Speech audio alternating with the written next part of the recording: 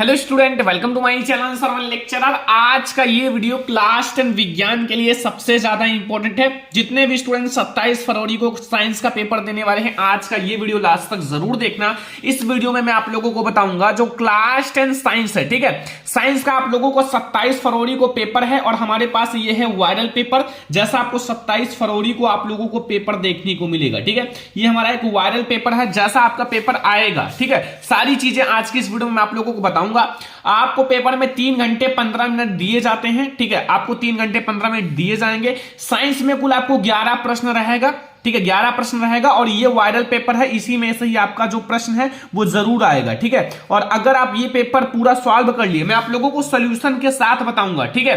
अगर आप लोग 27 फरवरी को आप लोगों का पेपर है, बहुत ज्यादा इंपॉर्टेंट है, ठीक है, तो अगर आप 26 फरवरी को आधी रात को भी देख लेते हो तो आप लोग पेपर में 95 फोड़ कराओगे, क्योंकि ये एक वायरल पेपर है और ये 27 फरवरी को आपका पेपर है। अगर 26 फरवरी को आधी रात को देखकर आप 27 फरवरी को पेपर देने चले जाते हो तो आप लोग बहुत अच्छे मार्क्स लाओगे। और ये भी बताऊंगा कैसा आएगा, क्या आएगा आपके पेपर में, सारी चीज इस वीडियो में है। कैसा आएगा, कैसे तैयार करना है, सब कुछ, ठीक है, कैसे लिखना है, सारी डिटेल में आज की इस वीडियो में बताऊंगा। अंत तक ये वीडियो जरूर देखना, ठीक है। और आपको बोर्ड एग्जाम में कैसे लिखना है, देखो बोर्ड एग्जाम की कॉपी है, इसमें मैं आप लोगों को पूरा सोल्यूशन समझाऊंगा इस पेपर का, ताकि आप लोग 95% लेकर आओ, ठीक है, साइंस में। तो आज की इस वीडियो को लास्ट तक जरूर देखना। तो चलो हम लोग देखते हैं आपके बोर्ड एग्जाम का पेपर। ये हमारे पास है साइंस का एक वायरल पेपर, ठीक है। आप लोग ये पूरा पेपर मैं आप लोगों को सॉल्यूशन के साथ समझाऊंगा। ये है विज्ञान कक्षा 10 का 2023 बोर्ड एग्जाम के लिए 70 नंबर का आपका पूर्णांक रहेगा और आपके पास रहेगा 3 घंटे 15 मिनट,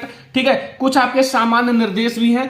पहला, प्रारंभ के 15 मिनट पर साथी को प्रश्न पत्र पढ़ने के लिए निर्धारित है, ठीक है। दूसरा है जो प्रश्न पत्र है 2 खंड आ और बा में विभाजित है, ठीक है।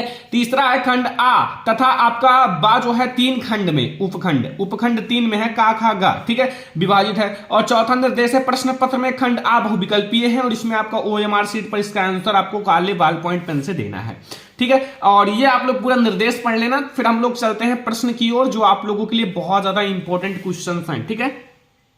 तो सबसे पहले आपको उपखंड का रहेगा, ठीक है, बहुविकल्पीय। और हाँ, इसमें आपके 20 मार्क्स के ऑब्जेक्टिव आएंगे, जैसा आपका पेपर में आएगा। पहला प्रश्न देखो, जब प्रकाश नेत्र में प्रवेश करता है तो अधिकांश अपवर्तन कहां होता है? ऑप्शन नंबर का है क्रिस्टलीय लेंस पर या स्वच्छ मंडल कार्निया पर या प्रतारिका पर या हमारा पुतली पर। वेरी इंपॉर्टेंट क्वेश्चन है। तो बच्चों कहां होता है? तो मैं आप लोगों को बता दूं, जो आप लोगों का कार्निया है इस पर सबसे ज्यादा आप लोगों का अपवर्तन होता है, अपवर्तन होता है प्रकाश का, ठीक है।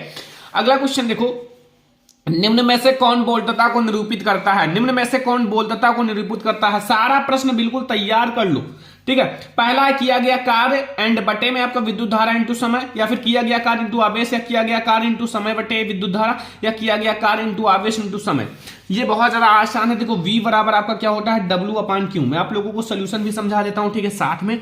फिर W/Q होता है तो V बराबर आप लोगों का W और Q जो होता है वो Q बराबर I/T होता है, सभी बच्चों को पता होगा, ठीक है।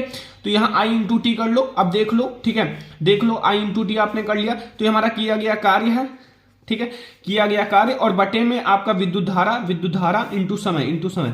ऑप्शन नंबर ए वाला हमारा बिल्कुल सही है, क्वेश्चन नंबर 2, ठीक है, ऑप्शन नंबर ए हमारा सही है। क्वेश्चन नंबर 3 में आ जाओ। लिखा हुआ है निम्नलिखित में से किस स्थिति में कोई अवतल दर्पण बिंब से बड़ा वास्तविक प्रतिबिंब बना सकता है? ऑप्शन नंबर फर्स्ट है जब वस्तु जो है दर्पण की वक्रता केंद्र पर हो। वक्रता केंद्र पर हो तो समान साइज का प्रतिबिंब बनाएगा। और जब वस्तु जो है दर्पण की ध्रुव और फोकस दूरी के बीच में हो, ठीक है। एंड जब आप लोगों का वस्तु दर्पण की फोकस दूरी वक्रता के बीच में हो, या फिर जब वस्तु आपका दर्पण की वक्रता त्रिज्या से अधिक दूरी पर हो।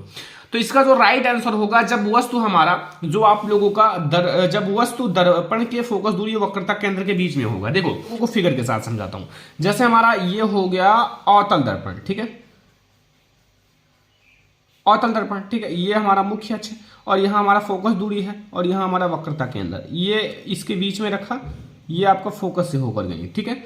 और फिर हमने यहाँ से फोकस से गुजारा, ठीक है, फिर ये हमारी यहां से होकर ऐसे जाएंगे। तो ये देखो यहां आपका इसके सी से पीछे बनेगा और हमारा इससे बड़ा बना है, ठीक है। वस्तु हमारा छोटा था, ये हमारा बड़ा है। तो फिर हमारा यही वाला स्थिति सही होगा कि जब आप लोगों का निम्नलिखित में से किस स्थिति में कोई अवतल दर्पण वस्तु से बड़ा और वास्तविक तथा आप लोगों का प्रतिबिंब ये बना है, ठीक है। तो ये हमारा हो गया क्वेश्चन नंबर 3। अब हम लोग देखेंगे क्वेश्चन नंबर 4। देखो क्वेश्चन नंबर 4 आप लोग देखो, ये हमारा क्वेश्चन नंबर 4 है, ध्यान से समझो, ठीक है। कि कक्षा में सबसे पीछे बेंच पर बैठा कोई विद्यार्थी श्यामपट्ट पर लिखे अक्षरों को पढ़ सकता है, ठीक है, श्यामपट्ट पर लिखे अक्षरों को पढ़ सकता है, परंतु पाठ्य पुस्तक में लिखे अक्षरों को नहीं पढ़ पाता है। निम्नलिखित में से कौन सा आप लोगों का कथन सत्य है, ठीक है, कौन सा कथन सत्य है ये आप लोगों को बताना है। तो देखो, विद्यार्थी के नेत्र जो है, नेत्र का निकट बिंदु उससे दूर हो गया है, या विद्यार्थी के नेत्र का निकट बिंदु उसके पास आ गया है, या विद्यार्थी के नेत्र का दूर बिंदु उसके पास आ गया है, या फिर विद्यार्थी के नेत्र का दूर बिंदु उससे दूर हो गया है, ठीक है। तो ये हमारा है क्वेश्चन नंबर 4। तो ध्यान से समझना, जो विद्यार्थी का नेत्र है, नेत्र का बिंदु उससे दूर चला गया है, ठीक है, जो उसका निकट का बिंदु है उससे दूर चला गया है। तो हमारा विद्यार्थी के नेत्र का जो निकट बिंदु है उससे दूर चला गया, क्योंकि दूर की वस्तुओं को वो देख सकता है, ठीक है। श्यामपट्ट तो दूर लगा है, लेकिन नजदीक जो वस्तु रखी हुई है, जो बुक रखी हुई है, उसको नहीं देख पाता है, ठीक है। तो ये हमारा सही हो जाएगा।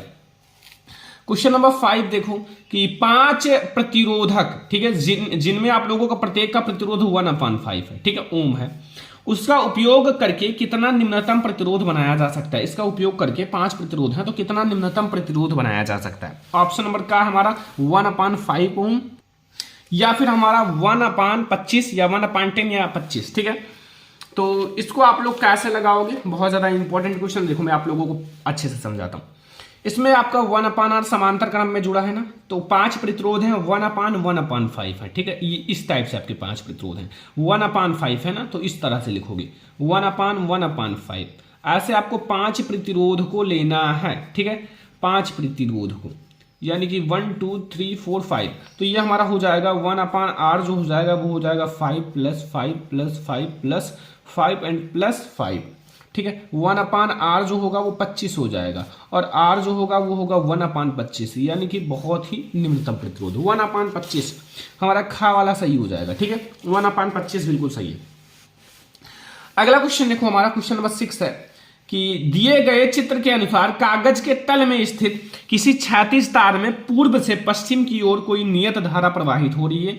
चुंबकीय क्षेत्र की दिशा उत्तर से दक्षिण की ओर बिंदु पर होगी, जो तार के ठीक ऊपर होगा, तार के ठीक नीचे, या कागज तल के तार के ऊपर, ठीक है, उत्तर में स्थित है, या कागज के तल में तार के दक्षिण की ओर स्थित है, ठीक है। तो इसका हमारा राइट आंसर क्या होगा, बहुत ज्यादा इंपॉर्टेंट है, लेकिन ये आप लोगों का थोड़ा सा अलग टाइप का क्वेश्चन है, ठीक है। इस टाइप से क्वेश्चन हो सकता है बोर्ड एग्जाम में ना देखने को मिले। तो तार के आप लोगों का ठीक नीचे होगा, तार के ठीक नीचे होगा, ठीक है, ये तार के ठीक नीचे होगा। अगला देखो, निम्न में से किसके द्वारा अनंत पर स्थित किसी वस्तु का प्रतिबिंब अत्यंत छोटा बनेगा। केवल अवतल दर्पण, केवल उत्तल दर्पण, या केवल उत्तल लेंस, या फिर अवतल दर्पण, उत्तल दर्पण, अवतल लेंस, ये तीनों चारों का, ठीक है। क्योंकि इससे हमारा जो है, मतलब अगर आप लोग अनंत पर रखोगे तो फोकस पर बहुत छोटा सा प्रतिबिंब बनता है, फोकस पर, ठीक है। तो ये हमारा हो गया क्वेश्चन नंबर 7। क्वेश्चन नंबर 8 देखो, अब हमारा केमिस्ट्री का आ गया उपखंड खा। एक मिश्र धातु है, एक तत्व है, या एक यौगिक है, या एक समांगी मिश्रण है, या एक विषमांगी मिश्रण है। तो हमारा ये एक समांगी मिश्रण है। जो हमारा एक मिश्र धातु होता है वो एक समांगी मिश्रण होता है। क्या होता है, समांगी मिश्रण, ठीक है। क्वेश्चन नंबर 9 देखो, निम्न में से असंतृप्त हाइड्रोकार्बन को पहचानिए। असंतृप्त संतृप्त में कौन सा अंतर होता है। जो संतृप्त हाइड्रोकार्बन होता है उसमें सिंगल बॉन्ड होता है, जो असंतृप्त होता है उसमें डबल बॉन्ड और ट्रिपल बॉन्ड होता है। तो जिसमें भी डबल बॉन्ड ट्रिपल बॉन्ड हो वो हमारा असंतृप्त हाइड्रोकार्बन हो जाएगा। तो देखो, पहला हमारा है, इसमें सारे सिंगल बॉन्ड है, CH3 single bond CH2 single bond CH2 single bond CH3। दूसरा है CH3 single bond CH and फिर डबल बॉन्ड CH फिर सिंगल बॉन्ड CH3। फिर तीसरा है CH3 फिर सिंगल बॉन्ड आप लोगों का है CH, फिर यहाँ सिंगल बॉन्ड CH3 फिर CH3, यहाँ भी डबल बॉन्ड है, यहाँ भी। तो हमारा B और C नहीं, B और D दोनों सही हो जाएगा। इसमें भी डबल बॉन्ड है और इसमें भी डबल बॉन्ड, तो V और D, तो V और D खा वाला ऑप्शन सही है, ठीक है। अगला क्वेश्चन देखो 10 वाला कि ठोस कैल्शियम ऑक्साइड जल के साथ तीव्रता से, ठीक है, अभिक्रिया कर कैल्शियम हाइड्रोक्साइड बनाता है तथा साथ में ऊष्मा भी उत्पन्न करती है। इस प्रक्रिया को चूना का बुझना कहते हैं। कैल्शियम हाइड्रोक्साइड जल में घुलकर इसका विलयन बनाता है, जिसे चूने का पानी कहते हैं। निम्नलिखित में से कौन सा कथन सही है चूने के बुझाने के लिए तथा इसके लिए कौन सा आप लोगों का विलयन बनने के लिए सत्य है। एक ऊष्मा शोषी अभिक्रिया है, या ऊष्मा क्षेपी अभिक्रिया है, या परिणामी विलयन का जो pH वैल्यू होगा वो 7 से अधिक होगा, या परिणामी विलयन का pH वैल्यू 7 से कम होगा। तो अब आप लोग सोच रहे होंगे कौन सा सही है, कुछ भी नहीं है, बहुत ज्यादा आसान क्वेश्चन है। जैसे हमने लिया कैल्शियम ऑक्साइड, ठीक है, इसमें मैंने पानी से अभिक्रिया कराया तो यहां हमें मिला CaOH का होल ट्वाइस, बुझा हुआ चूना, ठीक है, और प्लस हमें ऊष्मा मिला। तो प्लस ऊष्मा का मतलब ऊष्मा का छेपी, ऊष्मा का अवशोषण नहीं बल्कि ऊष्मा निकलना, ठीक है, तो ऊष्मा छेपी अभिक्रिया हो जाएगा, ठीक है। चलो अब ये जो हमारा है ये OH है, OH मतलब होता है क्षारीय, क्या होता है, क्षारीय। तो हमारा जो क्षारीय विलयन होता है उसकी पीएच वैल्यू जो होती है 7 से अधिक होता है, 7 से अधिक होता है, ठीक है। तो हमारा V और C दोनों सही हो जाएगा। देखो परिणामी विलयन का जो पीएच वैल्यू है 7 से अधिक ही होगा, कम होगा तो अम्लीय हो जाएगा, ठीक है। अगला क्वेश्चन देखो 11 नंबर, एक परमाणु की परमाणुकीय त्रिज्या का निम्नलिखित में से कौन सा कथन सही है। क्वेश्चन नंबर 11 है, तो चलो देखते हैं। देखो आपका 4 फिगर है, एक तो हमारा n यहां तक है, तो ये देखो पहले ध्यान से समझना, हमारे इलेक्ट्रॉन लास्ट कक्षक तक है, लास्ट कक्षक तक, तो ये यहां तक होना चाहिए तो सही होता, ठीक है, तो ये हमारा गलत है। अब देखो दूसरा समझना, हमारे इलेक्ट्रॉन यहां तक हैं, एक तो न्यूक्लियस में है, एक यहां तक, तो ये हमारा यहां तक आया है, तो ये सही है, सही है, ठीक है, ये सही है, क्योंकि जहां तक इलेक्ट्रॉन है वहां तक त्रिज्या गई है। कहां तक गई है, जहां तक हमारे इलेक्ट्रॉन है वहां तक हमारी ये त्रिज्या गई है, ठीक है। अगला देखो तीसरा हमारा इलेक्ट्रॉन यहां तक है तो ये यहां तक गई, ये भी सही है, और ये तो बिल्कुल गलत है क्योंकि यहां से स्टार्ट होता तो हमारा ये दूसरा और तीसरा सही है, दूसरा और तीसरा, ठीक है, दूसरा और तीसरा हमारा सही है। जहां तक इलेक्ट्रॉन है वहां तक होनी चाहिए R यानी कि रेडियस त्रिज्या, तो ये यहां तक है और ये यहां तक है, तो ये हमारा सही हो जाएगा। समझ में आ गया, हल हुआ है, कुछ भी नहीं है। अगला देखो क्वेश्चन नंबर 12, कॉलम ए में दिए गए रासायनिक पदार्थों का सुमेलन आपको कॉलम बी में दिए गए उनके अनुप्रयोगों से कीजिए। कॉलम ए है और ये हमारा कॉलम बी है। कॉलम ए में हमारा ब्लीचिंग पाउडर है, बेकिंग सोडा है, धामन सोडा है, सोडियम क्लोराइड है। इधर कांच का विरेचन है, H2 तथा Cl2 का आप लोगों का उत्पादन है, और व्यंजन है या प्रतिअम्ल है। तो जो ब्लीचिंग पाउडर होता है वो एक क्या होता है, ब्लीचिंग पाउडर एक व्यंजन होता है, क्या होता है, व्यंजन, ठीक है। और जो हमारा बेकिंग सोडा होता है, बेकिंग सोडा एक प्रतिअम्ल होता है, ठीक है, प्रतिअम्ल, ये देख लो सारा मिला लो। धामन सोडा जो होता है वो हमारा कांच का विरेचन होता है, और यहाँ सोडियम क्लोराइड में H2 तथा हमारा Cl2 का उत्पादन होता है, ठीक है।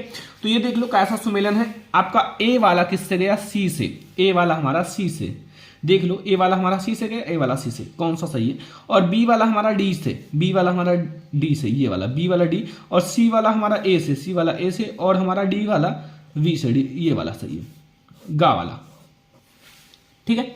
ध्यान से समझना है कि क्वेश्चन को 13 नंबर क्वेश्चन कि नीले लिटमस पत्र को लाल कर देता है। भाई अम्ल ही तो ऐसा है जो नीले लिटमस पेपर को लाल कर देता है, ठीक है, नीले लिटमस पेपर को लाल कर देता है अम्ल, ठीक है, क्योंकि इसके लास्ट में ला है, ला का मतलब होता है लाल करना, ठीक है। चलो अगला क्वेश्चन देखते हैं।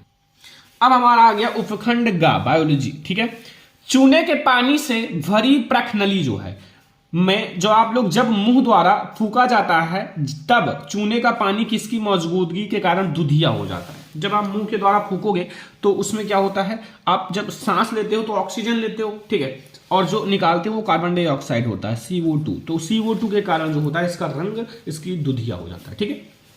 अगला, कुछ डायनासोरों में एक पिच्छ मौजूद थे, ठीक है, किंतु उड़ नहीं सकते थे। पिच्छ का मतलब होता है जो पंख होते हैं, ठीक है, लेकिन पक्षियों पर पर होते हैं जो उन्हें उड़ने में मदद करती हैं। विकास के संदर्भ में इसका क्या अर्थ हुआ। सरीसृपों की उत्पत्ति जो है पक्षियों से हुई है, या सरीसृपों और पक्षियों के बीच कोई विकास का संबंध नहीं है, दोनों ही जीव पर पिच्छ समझात अंग है, या पक्षियों की जो उत्पत्ति है सरीसृपों से हुई है, तो पक्षियों की उत्पत्ति सरीसृपों से हुई है, ठीक है, घ वाला ऑप्शन सही है। एक एक क्वेश्चन समझना। 16 नंबर क्वेश्चन, यदि किसी जीव का जीवाश्म पृथ्वी की अपेक्षा गहरी परतों से प्राप्त होती है तब हम भविष्यवाणी कर सकते हैं। देखो तब हम लोग यही भविष्यवाणी कर सकते हो कि जीव जो है, जीव का विलोप जो है वो हजारों वर्ष पहले हुआ है। अगर जब ज्यादा वर्ष पहले होगा तो उतना ही ज्यादा वो नीचे चला जाएगा ना, ये ध्यान रखना। अगला देखो 17 नंबर, चित्र में ए है, बी है, सी है, किस क्रम में है, किस क्रम में। देखो ए है ये हमारा, ये बी है, ये सी है। बीजपत्र प्रांकुर और मूलांकुर, या प्रांकुर मूलांकुर और बीजपत्र, या प्रांकुर और बीजपत्र और मूलांकुर, या मूलांकुर और बीजपत्र और प्रांकुर। इसको आप लोग कैसे बताओगे। जो हमारा प्रांकुर है और बीजपत्र है और मूलांकुर है, तो ये हमारा जो ए वाला है ये हमारा प्रांकुर है, ठीक है, और ये जो है तो बीज का पात्र ही है ना, बीज पत्र ही है, और ये हमारा नीचे होता है मूल, मूल का मतलब होता है मूलांकुर, ये वाला गा वाला सही है, ठीक है। तो ये हमारा क्वेश्चन नंबर 17 तक समझ में आ गया। सारे ऑब्जेक्टिव में एक एक मार्क्स के रहेंगे ऑब्जेक्टिव, ठीक है। तो चलो अगला क्वेश्चन देखो। क्वेश्चन नंबर 18 देखो, अमृता देवा बिश्नोई, ठीक है, राष्ट्रीय पुरस्कार भारत सरकार द्वारा किस क्षेत्र में प्राप्त किया? तो जीव संरक्षण द्वारा, या पौधों की कटाई के लिए, या जैव प्रौद्योगिकी क्षेत्र के लिए, जल संरक्षण हेतु। तो वो प्राप्त किए थे जीव संरक्षण हेतु, ठीक है, जीव संरक्षण हेतु के लिए। अगला, यदि मटर के एक गोल तथा हरे रंग के बीच में पौधे जो है कैपिटल आर और कैपिटल आर, फिर कैपिटल वाई, ठीक है, नहीं स्मॉल वाई, झुर्रीदार तथा पीले रंग के बीज में पौधे में स्मॉल आर, कैपिटल वाई में संकरण करा जाता तो F1 पीढ़ी में कैसे मिलते हैं? अरे गोल और पीला ही तो मिलता था, गोल और पीला।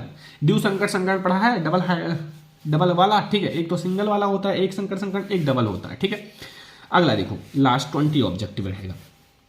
निम्नलिखित चित्र में अंकित ए मादा जनन तंत्र के किस भाग को प्रदर्शित करता? ए, ये वाला ए। तो ये हमारा, ये जो मादा का होता है वो एक जोड़ी क्या होता है? अंडाशय। तो ये 20 ऑब्जेक्टिव थे जो वायरल ऑब्जेक्टिव थे, जो आप लोगों को तैयार कर लेना है बच्चों। फटाफट से तैयार कर लो ताकि आप लोग बोर्ड एग्जाम में अच्छे से अच्छे मार्क्स ला सको, ठीक है। तो चलो अब हम लोग देखते हैं और क्वेश्चंस जो हैं। तो देखो अब हमारा आ गया है खंड बा, जिससे वर्णनात्मक प्रश्न है, जिसको आपको कॉपी में लिखना है, ठीक है। उपखंड का पहला प्रश्न है, गोलीय दर्पण द्वारा, ठीक है, परावर्तन के चिन्ह परिपाटी लिखिए। 4 नंबर का है भाई, इतना सरल क्वेश्चन कि गोलीय दर्पण द्वारा आप लोगों को परावर्तन के चिन्ह की परिपाटी लिखना है। तो काफी आसान सा क्वेश्चन है और मैं आप लोगों को बताऊंगा भी, ठीक है, आंसर भी दूंगा। तो यहां मैं आप लोगों को आंसर भी समझा देता हूं, ठीक है। ध्यान से समझना एक एक पॉइंट को। देखो ये हमारा खंडबा है ना, खंडबा वाला है ना, ये वाला खंडबा। तो इसको आप लोग ध्यान से समझना। देखो सबसे पहले आप बोर्ड एग्जाम की कॉपी में खंडबा डालना, एक तरफ अंडरलाइन करना, उपखंड का डालना, फिर प्रश्नोत्तर संख्या फर्स्ट डालना, ठीक है। ऐसा ही लिखना है, ध्यान से समझना एक एक पॉइंट को। तो सबसे पहले हम लोग देखेंगे गोलीय दर्पण द्वारा परावर्तन के चिन्ह। 4 पॉइंट बता दो, 4 नंबर मिल जाएंगे। सबसे पहले देखो ये हमारा एक दर्पण है जो कि मैंने अवतल दर्पण लिया है, ये हमारा मुख्य अक्ष है। और ये हमारा, जैसे देखो ध्यान से, इधर की ओर अगर इधर की ओर प्रकाश जाएगी तो हमारा दूरी धनात्मक होगा, इधर की ओर आएंगी तो वो हमारा ऋणात्मक होगा। ऊपर जो ऊंचाई होती है प्लस होता है, नीचे जो ऊंचाई होती है वो माइनस होता है, ठीक है। ये हमारा पी है। देखो बिंब जो है सदैव दर्पण की बाईं ओर रखा जाता है, इस तरफ बिंब हमेशा रखा जाता है, इस तरफ। ये बाईं ओर है, ये दाईं ओर है, ठीक है। तो इस तरफ रखा जाता है, ये हमारा बीच में यही वाला, इसके इधर हमारा बाईं ओर है और इसके इधर हमारा दाईं ओर है, ठीक है। मुख्य अक्ष के समांतर सभी दूरियां, ठीक है, दर्पण के ध्रुव से मापी जाती हैं। जो मुख्य अक्ष के समांतर होती हैं सभी दूरियां दर्पण के ध्रुव P से नापी जाती हैं, ठीक है। और मूल बिंदु से दाईं ओर, मूल बिंदु जो है उससे दाईं ओर का मतलब क्या होता है? इस तरफ ऐसे जाना, ठीक है। तो वो क्या होगा? वो दूरियां हमारा धनात्मक तथा बाईं ओर की दूरियां ऋणात्मक होती है। इस तरफ की दूरियां धनात्मक, इस तरफ की दूरियां ऋणात्मक होती हैं। और मुख्य अक्ष के लंबवत तथा ऊपर की ओर मापी जाने वाली जो दूरियां होती है धनात्मक तथा नीचे जो है वो ऋणात्मक होती है। नीचे की जो दूरियां होती है, नीचे का जो ऊंचाई होता है वो ऋणात्मक होता है और ऊपर की जो ऊंचाई होता है वो धनात्मक होता है, ठीक है। ये हमारा है उपखंड, जो आप लोगों का हमारा खंडवा का फर्स्ट नंबर क्वेश्चन। दूसरा देखो, वायुमंडल में अपवर्तन किस प्रकार होता है और तारे क्यों टिमटिमाते हैं जबकि ग्रह क्यों नहीं टिमटिमाते? बहुत ज्यादा इंपॉर्टेंट क्वेश्चन है। देखो मैं आप लोगों को समझा देता हूं क्योंकि आप लोगों के इंपॉर्टेंट है, आप लोगों के बोर्ड एग्जाम के लिए। तो ये हमारा दूसरा क्वेश्चन है। तो चलो मैं आप लोगों को बताता हूं कैसे सॉल्व करना है, ठीक है। बहुत ज्यादा इंपॉर्टेंट है, मैं आप लोगों को इसका आंसर बताता हूं। अब ये हमारा आ गया प्रश्नोत्तर संख्या सेकंड, ठीक है। देखो ध्यान से, इसमें लिखा हुआ है कि पृथ्वी के वायुमंडल द्वारा प्रकाश का अपवर्तन जो है वायु परतों के धीरे धीरे बदलते अपवर्तनांक के कारण होता है। जो वायु के परत है उसमें धीरे धीरे अपवर्तनांक चेंज होते रहते हैं। बहुत सारे कण होते हैं, मिट्टी होते हैं, धूल होते हैं और भी बहुत सारे कण होते हैं वायुमंडल में। अपवर्तना जो अपवर्तक होता है वो माध्यम वायु की भौतिक स्थितियां जो है वो स्थिर नहीं होती हैं, इसलिए इनका क्या होता है, जो वायुमंडल जो है वायुमंडल में अपवर्तन होता रहता है, ठीक है। और गर्म हवा के माध्यम से देखी जाने वाली वस्तु की स्पष्ट स्थिति उतार चढ़ाव होता है। इस प्रकार जो है प्रकाश वायुमंडलीय अपवर्तन होता है। देखो तारे का टिमटिमाना, वायुमंडल जो है वायुमंडलीय अपवर्तन के कारण तारे टिमटिमाते हैं। वायुमंडल में अगर अपवर्तन होगा तो फिर तारे टिमटिमाएंगे, ठीक है। पृथ्वी के वायुमंडल में वायु की अलग अलग परतें पाई जाती हैं। जो पृथ्वी की वायुमंडल है उसमें जो वायु की अलग अलग परतें पाई जाती हैं, इन परतों का तापमान जो होता है अलग अलग होता है, ठीक है। इसी कारण पृथ्वी के वायुमंडल में प्रवेश करने के पश्चात पृथ्वी के पृष्ठ पर पहुंचने तक तारे का प्रकाश जो है निरंतर अपवर्तित होता रहता है। जितना ज्यादा अपवर्तित होता रहेगा, बदलता रहेगा, उतना टिमटिमाएंगे और वायुमंडल का अपवर्तनांक लगातार बदलता रहता है और तथा तारे से आने वाली जो प्रकाश में भी परिवर्तन होता रहता है, जिससे वह कभी चमकीला और कभी धुंधला दिखाई देती है, जिसके कारण हमारे तारे जो हैं वो टिमटिमाते हुए रहते हैं। ठीक है। ग्रह क्यों नहीं टिमटिमाते? जबकि ग्रह तारों की अपेक्षा पृथ्वी के बहुत ज्यादा निकट है। ठीक है। एंड जो ग्रह जो है प्रकाश के वृहत रूप माने जाते हैं, अतः जो ग्रह से आने वाली प्रकाश की किरणों के मार्ग में औसत परिवर्तन न होने के बराबर है। उसमें कोई परिवर्तन नहीं होता है, डायरेक्ट आ जाता है। तो इसलिए ग्रह स्थिर रहता है और स्थिर रहने के कारण जो हमारा ग्रह है वो नहीं टिमटिमाते हैं। ठीक है, तारे की तरह नहीं टिमटिमाते हैं। अगला क्वेश्चन देखो, ये सारे बहुत ज्यादा इंपॉर्टेंट है। अगला क्वेश्चन देखो यहाँ 3 नंबर, 2 ओम, 3 ओम, 6 ओम, ठीक है, के 3 प्रतिरोधक को किस प्रकार संयोजित करेंगे कि संयोजन का कुल प्रतिरोध 4 ओम आए और 1 ओम आए। कुल मिला के आपको 4 ओम लाना है, कैसे भी लगाओ, समांतर श्रेणी कुछ भी करो, और यहाँ 1 ओम लाना है। 4 नंबर का प्रश्न है। तो चलो मैं आप लोगों को इसका भी सोल्यूशन बता ही देता हूं।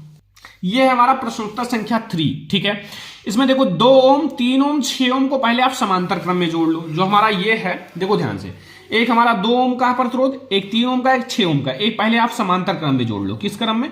समांतर क्रम में। ठीक है, तो समांतर क्रम में जोड़ा मतलब ये चित्र बना दिया, 2 ओम, 3 ओम, 6 ओम, इनको समांतर क्रम में जोड़ लिया। 1/r बराबर 1/r1 plus 1/r2 plus 1/r3। 1/r बराबर एक मैंने 2 ओम रख लिया, 3 ओम रख लिया, 6 ओम रख लिया। ठीक है, 1/r बराबर 3 + 2 + 1 यानी कि 6/6 बराबर 1। 1 ओम हमें मिल गया, तो 1 ओम मिल गया, यानी कि हमारा दूसरा वाला बिल्कुल सही है। दूसरा वाला हमें मिल गया अगर समांतर क्रम में जोड़ेंगे। अब 4 ओम के लिए देख लो, 4 ओम के लिए हमें 4 ओम लाना है, तो पहले 3 ओम तथा 6 ओम को समांतर क्रम इस तरह से चित्र बनाना है। देखो पहले हमने इसको कैसे भी जोड़ो, हमें कुल मिला के 4 ओम लाना है। तो पहले 3 ओम 6 ओम को समांतर क्रम में जोड़ लिया, फिर इसको श्रेणी क्रम में जोड़ लिया। तो इसको जब मैंने जोड़ा 1/r' मैंने मान लिया 1/3 + 1/6। ठीक है, यहां हमें 2 मिला।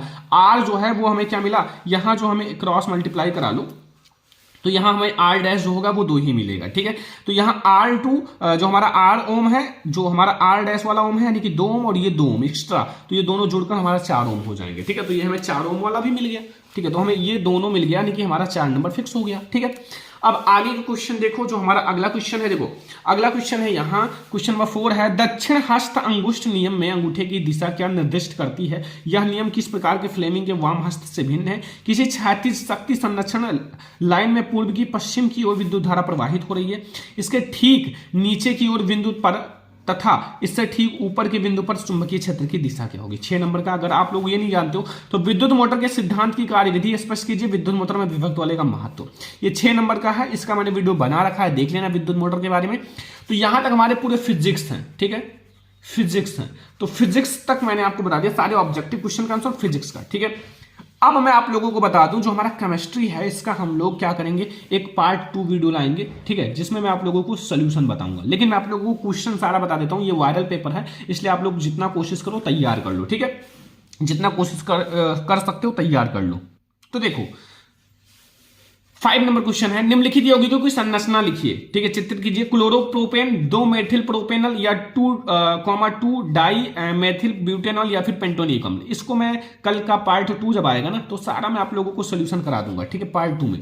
अगला है, कुछ तत्वों के परमाणु क्रमांक नीचे दिए गए हैं 10, 20, 7, 14। ठीक है, तत्वों का पहचान कीजिए, तत्वों का नाम क्या है ये आप लोगों को बताना है। एंड फिर आप लोगों को बताना आवर्त सारणी में इन तत्वों की समूह संख्या और आप लोगों को आवर्त चुनिए। ठीक है, आवर्त भी आप लोगों को बताना है। ठीक है, अगला देखो, निम्नलिखित अभिक्रियाओं में से प्रत्येक के लिए संतुलित रासायनिक समीकरण लिखिए। 1-1 नंबर का 6 क्वेश्चन रहेगा, 6 नंबर का। चलो मैं आप लोगों को आगे क्वेश्चन दिखाता हूं।